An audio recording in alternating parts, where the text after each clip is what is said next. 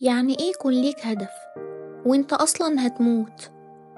معرفش امتى تحديدا بدأت الأسئلة دي تظهر.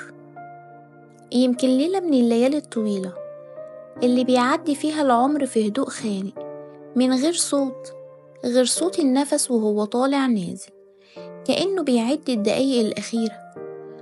كنت لوحدي والنور هادي وكل اللي حواليا ساكت، بس جوايا في سؤال كان بيصرخ: يعني ايه يكون لي هدف وانا اصلا هموت؟ هو الهدف شيء بيخلي الحياة محتملة، ولا كدبة احنا اخترعناها عشان نعرف نكمل؟ انا كنت فاكرة اني عارفة، كنت بقول هدف اكون ناجحة، مفيدة، محبوبة. كنت بمشي بسرعة كأني خايفة لو وقفت اسمع صوت السؤال. بس في لحظة، بعد كل الجري، بعد ما الناس سكتوا والإيميلات اتقفلت والإشعارات نامت، فضلت أنا وصوت في راسي بيقول: لو كل ده مش حقيقي، يعني أنا بشتغل ليه وبحب ليه وبحلم ليه والموت مستنيني بعد كل ده؟ الموت مش بيخوفني كحدث، هو بيخوفني إجابة قاطعة على أسئلة لسه ما خلصتش. ليه بنتعب؟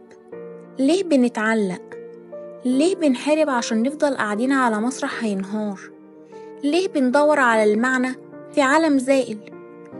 في ناس بتلاقي إجاباتها في ربنا، وناس بتلاقيها في الفن، وناس بتلاقيها في أولادها، وناس بتدعي إنها لاقياها، بس كل ليلة بتقعد في نفس الكرسي وتبكي من غير دموع. أنا مش عايزة إجابة محفوظة ولا جملة يتقال بعدها أمين، أنا عايزة بصيرة، عايزة حد يقولي: أنا كمان مش فاهم، بس أنا جنبك.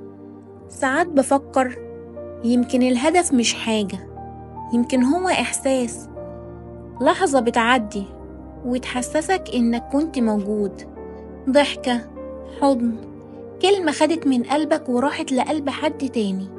يمكن الهدف مش لازم يكون كبير ولا خالد، يمكن هو بسيط، زي إنك تصحى وتقول: أنا مش عايزة أموت النهاردة لأن لسه في حاجة مستنياني. أنا ما عنديش إجابة، بس يمكن ده في حد ذاته نوع من الإجابة. يمكن السؤال هو اللي بيخلي الحياة حية. طالما في سؤال في حركة، طالما في حيرة في وعي. ويمكن في آخر الحكاية الهدف إننا نلاقي معنى الهدف إننا نفضل ندور عليه.